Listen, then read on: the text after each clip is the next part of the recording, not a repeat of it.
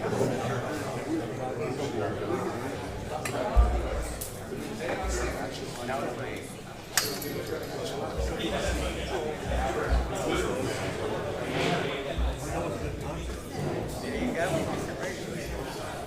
what's up, man? I go ask you. I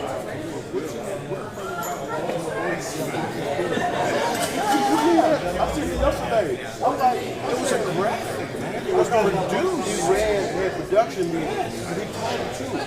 They was bad. You remember one year they had a lot of time. And the people out there, they all the work. And he just ran it off. Hold up. If he just became an Orioles fan this year, right, or 2 years ago, a lot of people don't know that. It would be one thing if you just set it off the cuff, but it was like this had to go through.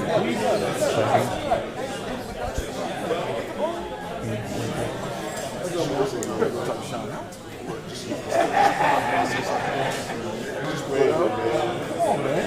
What is that? You're working out? I'm doing stuff right here. I'm doing stuff around the house. Like my neighbor next door got some dogs. So I probably get it. Too long. Yeah. It's too hot. It's too hot. I want to I got a guy from my mother neighbor. He wants to play dance with quite a bit. Right. He's going to back it down. September 1st, October. Because he went a couple weeks ago. He went a sit like morning. He said he's about trying to go on the back nine. It's over wet. You know, it's crazy. So he got all the cars driving. He said the wind blows, you know, it's hot. You know, it's no breeze. Oh, you took the hand, bro. Yeah, I forgot what the other thing. You know, you will be there. You know, I take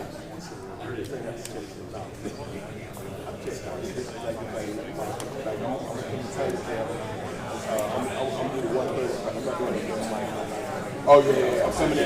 What I do is I'll send a check, you know.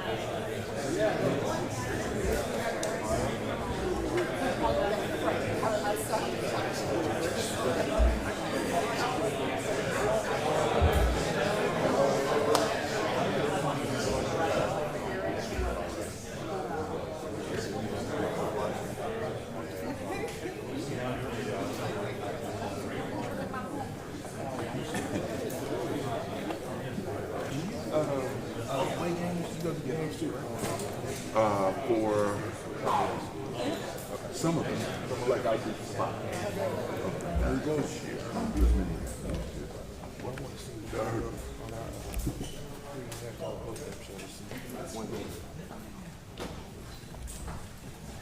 Hey guys. What's up, Dirk?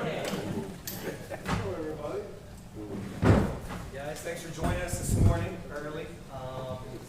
As we told quite a few, Dirk's got a very tight schedule while he's in town before he heads up to the hall. So we'll need to put a hard cap on this at some point, probably around 10 o'clock. But Dirk is here to be with you guys until then. So we'll open with statements, and then Alan and Mike have roving microphones. Alan and Dave have roving microphones. So if you want to wait on one of those, that'd be great because we are streaming this. So again, appreciate it, everybody. Big time. I'll turn it over. Well, thank you. I'll keep this brief, my statement. I'm sure you guys have plenty of questions. Thanks for coming this morning. This is a big week. I can't believe it's actually here. You know, you hear so much about whatever people say you're first ballot and you go in the Hall of Fame, and you're kind of just shrugging it off as a great compliment. And now we're actually here. It feels super surreal. And I'm excited, but also, of course, a little anxious and nervous for this weekend. We just got back from our travels last weekend. It's a couple busy days, and I'm already going up to the hall tomorrow. Got some stuff already coming up Thursday, so can't wait to go. And it'll be an exciting weekend with plenty of friends and family flying in from all over the world. So I'm looking forward to a great time. So. Thank you guys for coming this morning.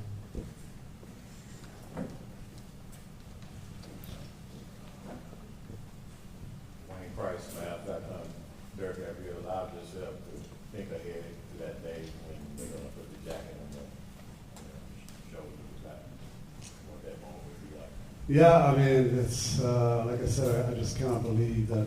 First of all, it's 4 years already. I'm out of the league, and now the time has already come that I'm going in, and I think the whole weekend will be sort of surreal. And I think, you know, at some point, you know, I always got to kind of stop. I know the itinerary is packed every minute probably, and I just got to make sure sometimes I stop and reflect a little bit and really still enjoy what's going on. Even, you know, obviously when the speech on Saturday, I want to get up there, but still enjoy and not be too nervous that I really can't enjoy the magnitude of this moment. So it's going to be fun. So we're getting the jackets obviously Friday night in the ring, and then the induction ceremony is in Saturday night. So I mean the whole thing will be unbelievable. Going in with an incredible class, with people obviously that I've known and competed against for a long time. So I'm looking forward to it. Tell us what that fitting process was where your jacket could understand that Dallas company maybe a Hall of Fame. Yes, they did. So we did all that in Houston during the Final Four when we first got announced, and we got invited, and we got to go to the semifinals game, and yeah, it was a super cool moment. We all got to walk in this room, and there were all these stations to get fitted for your ring and your jacket, and when I went up to get my jacket, they were like, "Mavs in the house." And what are you talking about? And like, "We're from Dallas, or Dallas company," and so that was a cool moment. And you know, I'm gonna have my Mavs logos in my jacket, so I can't wait to see it. Hey Dirk, Jason Winnick for Dallas Sports Source. Back in June of 1998, you were acquired by the Mavericks along with Steve Nash. You ended up landing in Dallas in an area, in a city that you had probably felt like you were landing in the land of Oz. What was it like making the adjustment, coming to America, experiencing the culture shock, and adapting to America and being able to launch your career? Yeah, I mean, I think I've said it a lot of times that it was hard for me back then. In a way, the last 20-some years, the world's gone a lot smaller with internet, with social media, but back then you just couldn't hop on Google and see what it's like in Texas. So I had no idea really what to expect, and it was a hard time. First, there was a little bit of a language barrier, and then of course there was the lockout year that came on top of it, and then the game was so different. So I had a hard time adjusting my first season, and you know, the language barrier was tough. It was so tough that at times I didn't really want to say anything. I just was super quiet and was just trying to learn as much as I could on the fly. Now I'll always remember this one time I didn't practice my first year. I think I was banged up, and we had Hot Rod Williams at the time, and he sat next to me. And the entire hour and a half, he talked to me and tried to teach me something. I didn't understand a word he said because of his Louisiana accent, and so that kind of sums up, I think, my first year here. I was just trying to learn stuff and on the fly, on the go, within like 5-6 games a week, and I mean it was a tough time. But once I came back, then that summer was big for me. I played summer league, I played international ball, I played the '99 European Championships, and then I came back for a full season. I had my apartment lined up at that point. Then I got a car. Just everything was coming together smoothly off the court, and then I was able to also feel a lot better on the court. Dirk, Joe Trahan from WFA TV. Hey Dirk, first of all, I want to say thanks for bringing that championship. And I've been here for 20 years, man. That's the only one we've gotten in the Big Four, so thank you, first of all. I'm curious, when you went back and were preparing for your speech, what that process was like, and was there one memory in particular that flooded back when you were working on that speech? I mean, I know the championship's obvious, but a particular memory about something that flowed back to you.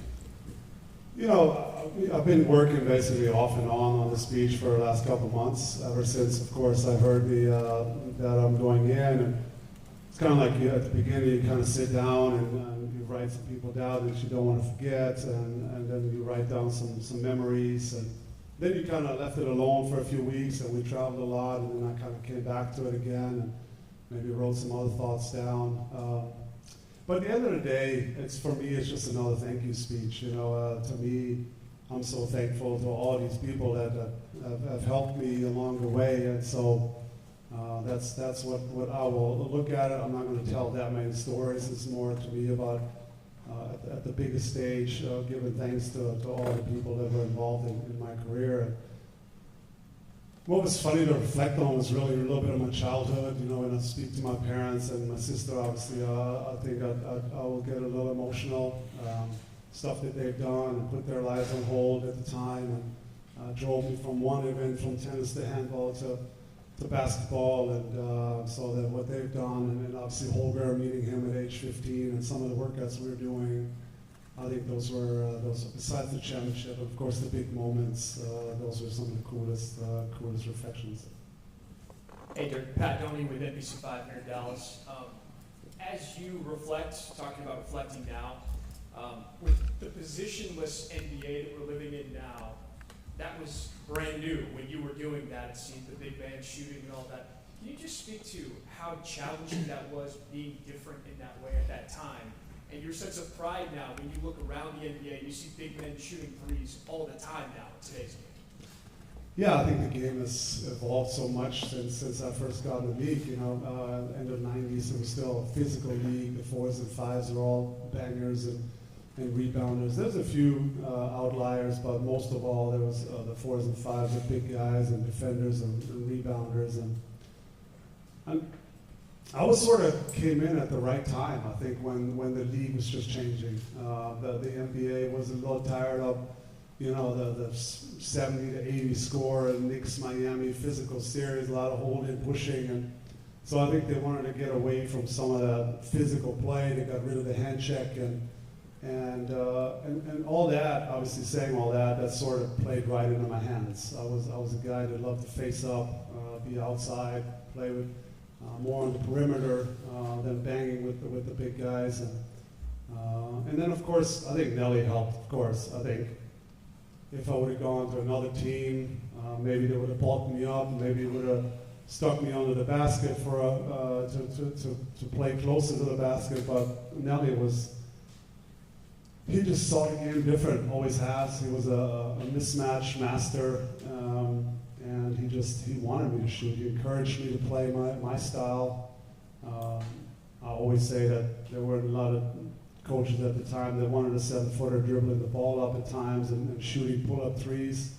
But that was his style, and so I do owe him a lot of how the whole thing started off. So he was huge for me, and so those were the good old days. It's sort of the the game was changing, and there was more of a passing game, shooting, skill set over physicality. And that sort of played in my hands, and certainly then all the European bigs that came along, and Powell, of course, is going in now with me. You know, that style, that complete, more passing game, and lots of pick and rolls is where the league went, and that's sort of what we grew up with. So that kind of fit right into our style. The Basketball Hall of Fame is not just the NBA, but basketball all across the world. Have you thought back to some of your times with the German national team? Can you explain what that meant to you, being able to play for them, and any memories that? Yeah, you know, my two biggest dreams were always winning the NBA championship and playing the Olympic Games one time, and so I got to, of course, achieve both of these dreams. It was a great ride also with international basketball. I represented Germany ever since I can remember. I mean, I was playing junior national team at age 14, 15. We're traveling through Europe, playing other countries where I always say that some of my classmates had never left my hometown. So I'm very thankful to the German Basketball Federation and the ride that I've been on with them, and we've had some great success. Been able to travel the world and then carry the flag in the Beijing 2008 Olympics, which is still one of the best moments of my career, and I'll never forget for the rest of my life. So it's been also an incredible ride with the German team and with the teammates, and some of the federation guys are still the same from when I played or when I started, and so it's been a great ride as well, and I can't thank those guys enough. Hey Dirk, Mike Ducey, Fox 4, congratulations. How much does it mean to you to go into the Hall of Fame having played for just one franchise in the NBA, and was there a time where you thought you might end up with another franchise? It means, of course, a lot to me that worked out that way, but of course I had no idea that it was going to play out like this at the beginning. I mean, when I got here, I had no idea. I wasn't even sure whether I'd stay my whole rookie season, my whole rookie contract, the way things were going in year one. I was struggling a bit. I think it's normal to have some doubts. Hey, should I go back to Europe, or should I have done this and that? And then, Mark just buying the team my second year, he being my number one supporter, and then, of course, us getting better, and the city getting more and more excited about the Mavs basketball, because the 90s, as we all know, were a tough decade for the Mavs fans, and so the early 2000s, I always said it was some of the best times when we changed the reputation around here of Mavs basketball again, put with Mark behind the team, and created that hype, and build a new arena, and so. Those are some of the most fun years I've had playing for the Mavericks, when Steve, Mike, and I, of course, were getting better, and then, that was just a great time. All of a sudden, people were starting to recognize us around town, where my rookie year we'd go to the bar and have a burger afterwards, and nobody knew who we were. And then, it was a fun transition there for us, and so. Saying all that, of course, I wanted to finish my career and make it work. But then, of course, there was disappointments.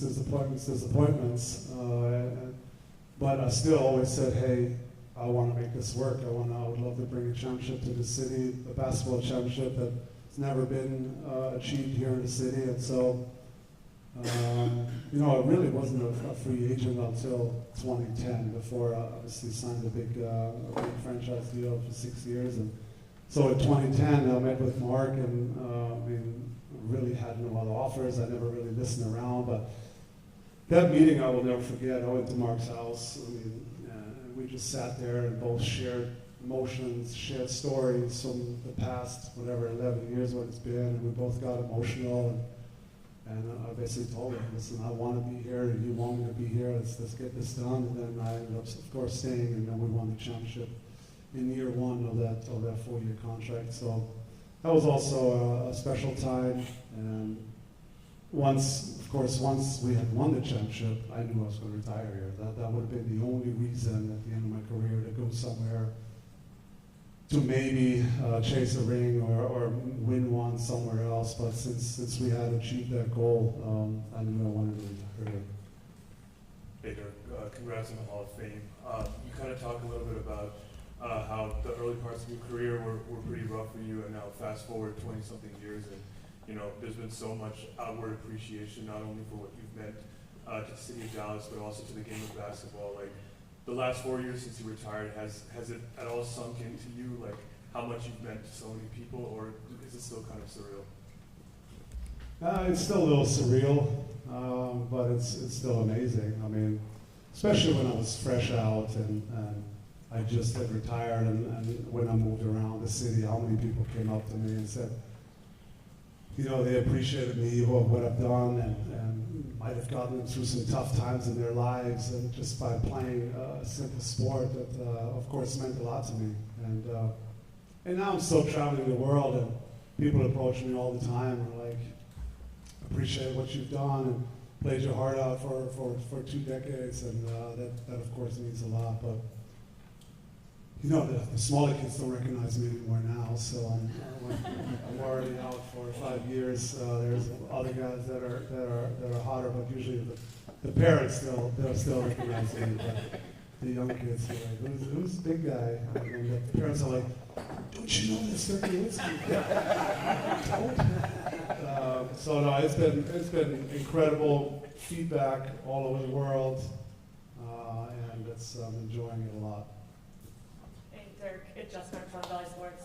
Hi, congrats. But I have a question. We talked about the big moments, the championship, the 30 dozen points, 50-point games. When you look back at your career, any memorable moments for you that weren't the big milestones? Any games that like stick out with your performances that may not have been the flashiest ones that you're like, I played a damn good game. I mean, yeah, there were really too many to remember. I think some of the playoff runs were the most fun. I always say that it's to have a long playoff run is super tough. You know, you don't sleep much. The pressure's always on. You want to always keep the momentum. You want to always win. And if you lose, you can't sleep. But that's also why we play, and that's what it's all about. So some of these amazing long runs, even though at the end we didn't win it all, were some of the best times in those playoffs. Every day you come in, you prepare, you change a little bit of the game plan, you go out the next night against the same team, and you go at it. And that's some of the best time when the best players shine. And I really enjoyed playoff time. And so if we were able and lucky to, obviously we had a stretch there, I think we made it 10 years straight. Those were some of the most fun memories. But those are really one game, obviously. If I think about it, when I had my career high here at home against Houston, which was an incredible game with T-Mac being hot. And there's little games along the way that obviously were super cool, super fun to be a part of. But I mean, we can still play 1,500 or something insane. I mean, it's too many to remember.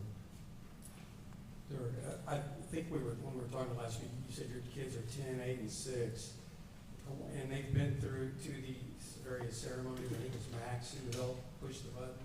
I wonder if there was any funny or interesting stories or things they've said after or during one of these ceremonies, or driving past your statue, or on your street, or anything like that. Yeah, I think the whole thing is still surreal for them too. I don't think they really understand what I've really done. They always say, you know, they always watch me towards the end of my career, and all they know is, Papa, you were so slow. And I gotta go to YouTube, and it's all grainy still, the films. But I'll try to pull up some stuff from the early 2000s, but they're not really having it. But yeah, I mean, they're still young. I think my daughter understands the most. She's 10 now, and I think she's mostly embarrassed about the whole hoopla, or when people recognize me when we travel, and she goes, oh God, and she just walks the other way. She's a shy kid that just doesn't like all when we get all the attention and as a family. And so she understands most. I'm not really sure they understand this Hall of Fame weekend. I mean, they keep saying we're going to Massachusetts, right? But they don't really understand what it means, I guess, especially the boys. But, you know, 10, 20 years down the line, it'd be so cool to go there again and and see my space or whatever and see my name there. That's something, of course, I look forward to. Maybe grandkids at some point, when it gets to that point, and take them there. I mean, that'll be a super emotional, but also proud moment when it gets to that spot. Dirk, Landon with LandonBuford.com. I was with Jamal Crawford last week, and then also that strip as well. I know you have history with both of those. Jamal said your final game at home was a movie. Obviously, he had to go get his phone to for the ceremony, and Detlef was in the building as well. Just your thoughts about just favorite first facing Detlef for the first time in Seattle, and then also that final game against Jamal Crawford. Yeah, my first game was a crazy memory. Probably one of the worst games I played as an NBA player. Just the magnitude of the moment, it was just overwhelming it all. Changing in the locker room all of a sudden, Steiney standing right there looking at me. I'm like, what are these people doing here in the locker room? Like, this is the players getting ready. It's just, everything was so different that the whole pregame warm-up as I knew it was completely different. And then meeting Detlef before the game, we took a picture at the jump circle, and I mean, I was like, the whole thing was a movie myself, and it was really hard to kind of just focus on basketball. I was so nervous and anxious, and but also a great memory. But that was my first game. It was probably one of the worst games that I played. And my last game, of course, last home game, I'll never forget. I'll never forget what the Mavericks did for me. Flying to my heroes as a surprise, then us winning the game, Jamal going off I got a lot of respect for him, how he handled himself, how he's the player he is and was. So that was just a super fun atmosphere all night. Every time I touched the ball, I felt like I felt the excitement, and then of course the ceremony after, and so that's a game that I will never forget for the rest of my life. Hey, Dirk, Landon Thomas, Mavs Fans for Life. You have two presenters, Steve Nash, Jason Kidd. Just walk us through the process of choosing two instead of one, and how to those players, how much they meant to you. So I actually wanted three. I wanted Nelly to be there as well. Unfortunately, he can't make it. And so that left me with two Hall of Famers. Obviously, the presenters have to be Hall of Famers, and the two I played with are still great friends of mine. So it was that was a no-brainer. And I kind of asked both, hey, do you guys mind sitting on the stage? And, I mean, as a presenter, you don't really have to do anything. I mean, they would have come for me anyways. Now they just sit there behind me instead of in front of me. But super honored, obviously, that they both agreed to come. And I know they both have families and busy schedule in the summer, and so it means a lot that both are coming. I'm still super close with both, obviously. Jake here I see all the time. With Steve, we travel now. We bring our families together all the time, and so both mean a lot to me, meant a lot to me during my career. So I'll be excited to see them and spend some time with them this weekend, and I'm just honored that they say yes. Hey, Dirk, Cash Soroy, the Well Created Productions. Obviously, you've mentioned what fans mean to you, that you might not be able to mention the speech. You know what your speech is going to be like now. Knowing how emotional you got after winning the championship, what do you set the over-under at in number of times you lose it during your speech? Good question. By the way, you made me look a fool for a lot of years, being a clown on the Jumbotron, so thanks for that. I mean, I'm hoping that I won't get that much, if I have sort of my script in mind, and, you want to kind of remind yourself, okay, what's next? Don't forget anybody, like I forgot my sister at Jersey Retirement, of course. I mean, that's, I can't let anything like that happen this weekend, and so we'll see. I mean, these things are sort of hard to plan with, and of course my speech is sort of set, but I really don't want to stare at the teleprompter the entire night. I want to some stuff will be spontaneous. Of course, I have sort of plan what I want to say to everybody, but some stuff will just come out and be spontaneous in the moment, and then I'm sure there'll also be some emotions involved. But overall, hopefully I can sort of stick to the plan and execute pretty well. But so leading up, I watched a few inductions, of course, from my friends. I watched Steve and J.K., and I watched Timmy Duncan, and the first thing he goes up there says, man, I played a lot of Game 7s, but I'm actually more nervous now than any Game 7 ever. And I sort of feel the same way. Obviously, I'm not huge in public speaking. I'm not huge in being in the limelight. So I feel the same way. I've been super nervous leading up to this now the last 2 weeks already. So I'm going to try to hold it together and hopefully just execute and really just express that I'm extremely grateful to everybody who's been involved in my career. Really, that's all I want. A couple more, and then we got to get Dirk happy. Hi, Dirk. TamaraMavs.com. I think when I look back at your career, one of the highlights a lot of people may not know is that you would get thousands and thousands of fan mail over and over, and you would sign every last one in the office. You'd be there late at night. Where did that passion for doing that come from? Well, the Mavs have always done a good job from the beginning when I got here, and say, the community plays a big role in us being successful. The community supports us, and we need to take care of fans and the community. And so we've done community outreach events from the beginning, and that's how you sort of are raised into this league. That it means a lot for the fans to come out and support. And so you need to learn at events, at fan mail, whatever the case may be, to pay that back and pay that respect back and the love and support that you get from the fans. And so, yeah, I took fan mail serious. Always try to make it to the office every couple of weeks. Sometimes, of course, it was harder than other times, but I always try to do fan mail and talk to Lisa in the office or people on the business side that I don't get to see much or interact much during the season, so I always enjoy my time. Hi, Dirk. Reagan Elam here with 97.9 The Beat, the #1 hip-hop station in DFW. You already know. Yes. Congratulations on such a remarkable, inspiring career.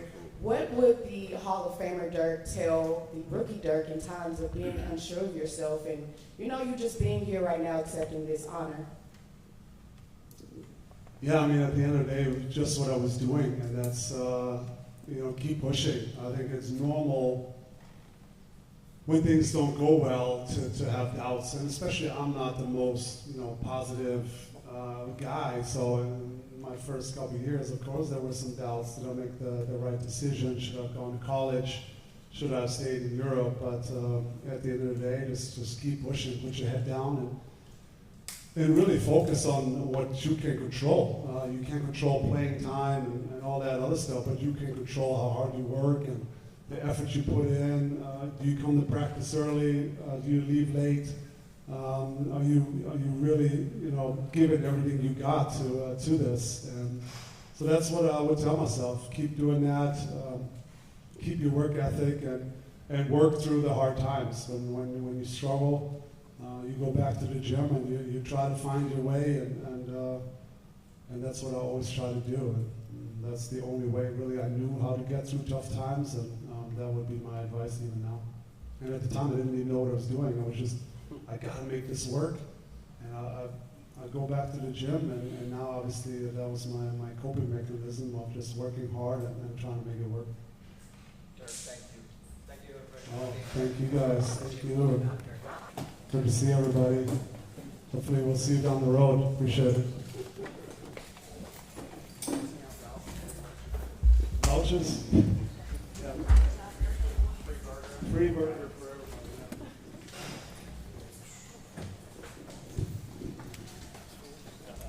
Good to see you guys.